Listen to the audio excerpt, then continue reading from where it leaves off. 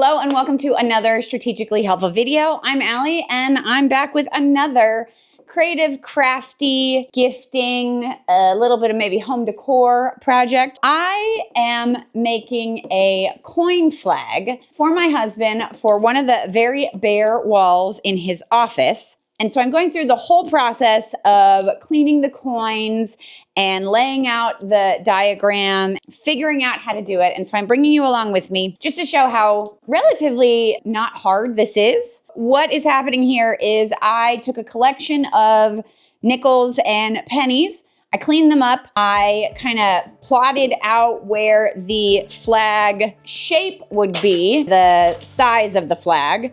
And so basically this is just paper that's the width of 20 nickels lined up end to end, and then 13 rows of nickels and pennies alternating, which is basically what you're seeing here. The measurements are, it measures 16.64 inches wide by 10.2 inches high, or in centimeters, that is 42 centimeters wide by 25.9 centimeters high. Once I had figured it out, I created my back border, and then I also added this part here, this blue outline. I plan to put a sentiment here, but that is phase 2 of the project. So for one gift, for one coin flag, it is $12.50 in coins. So you will get 100 pennies, 90 nickels, and 50 dimes. And so in order to get that from rolls of coins, you need 3 rolls of nickels, you need 3 rolls of pennies,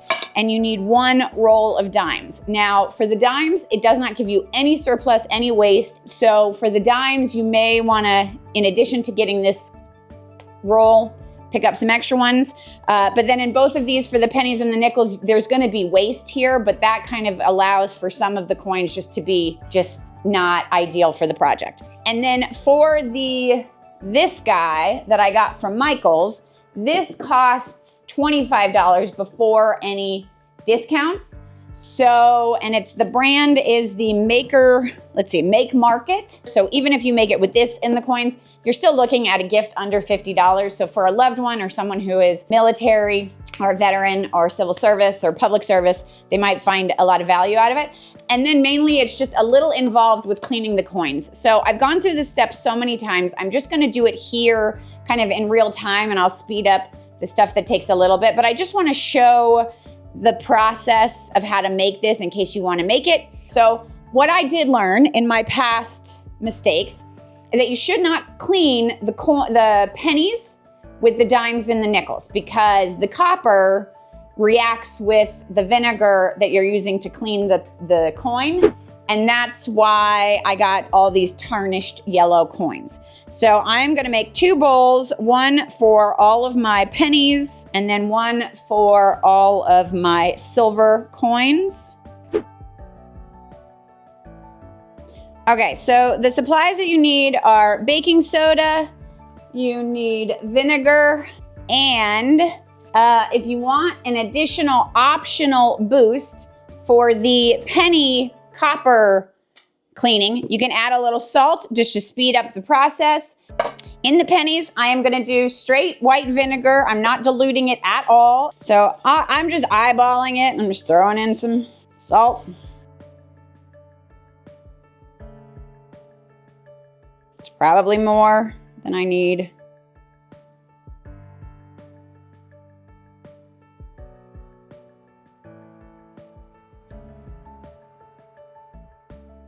All right, so we're starting to clock at 15 minutes.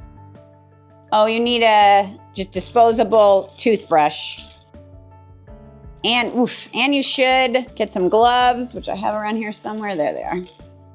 So the vinegar helps to release the grime and any kind of schmutz and crud that's on the pennies. So I'm just trying to make sure that they're all submerged. For the silver coins, you actually only want to dilute it. It's going to be 1 part vinegar, 2 parts water. So I'm just using a mason jar to kind of eyeball it. And this one, I'm only going to soak these for like 5 to 7 minutes. So it's 1 part vinegar, 2 parts water. So I'm gonna just kind of eyeball it. Okay, Alexa, start a second timer for 7 minutes. A few moments later. So now I'm gonna rinse these off. Now that I'm not using vinegar anymore, I can put them all together. So we're gonna rinse that well. So now I'm gonna hit everything with baking soda. And do like a polish. And basically, I'm just trying to make a baking soda paste. All right. And I'm just gonna sit here and, where's my toothbrush? There it is. That one's good.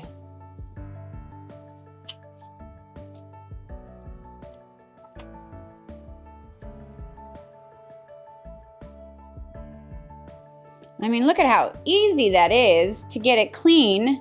So like, watch. Okay, so like, well, let's see. Let's see how good this one comes out. I mean, I'm always impressed with what I'm able to do with just a little bit of baking soda. So yeah, look at that. Just like that. It's, you know, grime gone. And so I am just separating these back into the pennies and the nickels. If any of them are like super, I'm only concerned with the head side because the tail side is going to be glued down. Like this one's a little grimy. So like that might go back in to the soak, or I might throw it into the ammonia, or I might not need it because I have surplus nickels. So we're going to put that in there. That one's questionable. Okay, editing Allie here. So I just want to offer a disclaimer. The quantity of coins that I'm cleaning is for multiple coin flags. So if you're just going to make one, your cleaning process will be less. And something that I did while I was doing this process was listen to historical accounts and just things about the presidents on each coin, George Washington, Lincoln, and FDR, and just learned about, you know, what their kind of legacies were.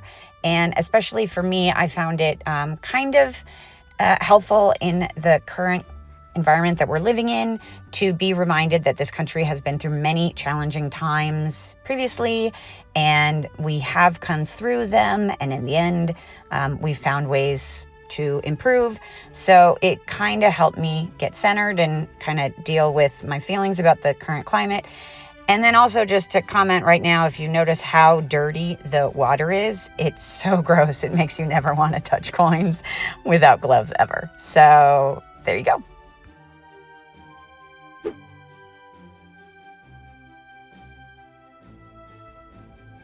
Okay, so one more post-production comment. You'll notice here that I put all the coins in groupings of 10, and that's just to help me kind of establish the placement. There are 3 rows of 20 for both pennies and nickels, plus 4 rows of 10 for pennies and 3 rows of 10 for nickels. So working in quantities of 10 was really helpful, and also putting them all out like this and seeing the tops or the heads helped me kind of identify the coins that just had a little bit of lackluster shine, and really kind of identify the ones that would stand out and put them aside. And then this top pile right here at the bottom, that is all the coins that I turned yellow accidentally. I was figuring out if any were salvageable and then putting them in piles for future flag projects.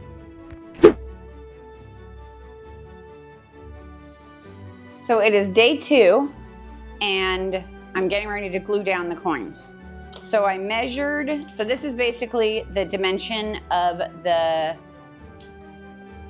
finished flag.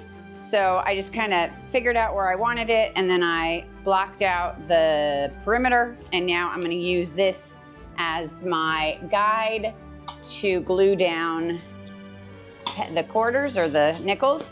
And I am going to try something different. So the first time I did this, I was just using the glue just right on the back of each coin. And I wasn't really able to be precise about how much glue I was adding. So I'm gonna try to use some popsicle sticks and just some scratch paper and scoop it on and kind of like butter my bread kind of a thing, and see if I can have more precision and less kind of overflow. Okay, so as far as application process, regardless of what material you're using, the really key thing is you're gonna start with that bottom right penny first, because that sets the height of how high that nickel row above it is gonna be. And that way you can also ensure that the far right edge of that penny aligns with the far right edge of the nickel. And as you can see here, there is daylight in between those pennies, but the nickels are side to side to side. And so you don't want to put the penny row down first because you're not going to have the proper spacing and then you're not going to have the alignment. But if you see here, I keep kind of leading with the nickel, then following with the penny, and so on and so forth. But then when I start this next row, the first coin that's going to go down is going to be a penny, because that's going to dictate the height of the next row. And I think I do 2 of these. But I also make sure that that penny is aligned with the far right edge of the flag. So I hope that makes sense. If it doesn't, let me know in the comments below. I'll try to do better. But then because pennies are just a smaller diameter, there's just more space in there. And as you can see, I'm using Q-tips, and I do have a little bit of time to make adjustments and kind of shift where these coins go, so I can kind of make sure that they have the proper alignment. But it's just this basic process of glue down the nickel first, then the penny, and so forth and so forth. And as you see me go through the rest of the situation, it's just kind of each pair of rows. Also to be mindful, there are 3 different head styles of the nickels. So you kind of see here, I've got kind of groupings. That is because we have the original kind of nickel that's been around for like seemingly ever.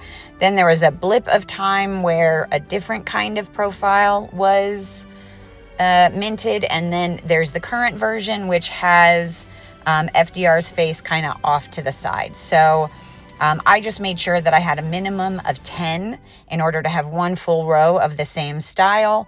If I had 20, then it got to be one of the longer rows. And then just wrapping up here, after all 6 kind of pairs, you just do 1 final row of pennies, which is why you have 100 pennies versus 90 nickels, because you have more of the penny rows than the nickel rows. And that's really easy. Okay, so now I'm on the final step. So I found this online. I used Cricut Design Space to stretch it out to this width, which was, if memory serves, it was 5 1/4 by 8, 5 1/4 by 8 1/2, or the other way. I will have this available if someone, if you want to make this project and if you want to print this up, I will provide like a PDF of this. And even though I used my Cricut, if you don't have a Cricut, I still feel like you could probably just use like a little push pin or something to mark the center of the stars. But I am just using a marker to give me the,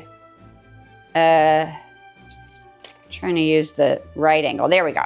So like this is kind of a perfect right angle. I knew I cut 2 spots. So now,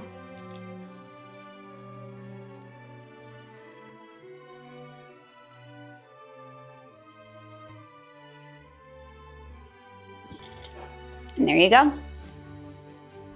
Finally, I am going to be doing a follow-up video to share how I scorch the sentiment into the blue portion that I blocked out. I actually have 3 of these wooden base materials.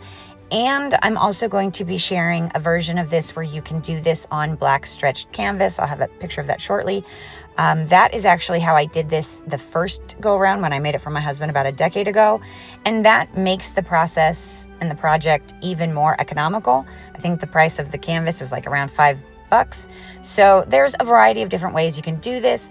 If this kind of content is up your alley, then I definitely would encourage you to subscribe so you can get more Allie in your feed. Thank you for choosing to spend this brief time with me. I do hope to see you in my next video. And until then, have a good one.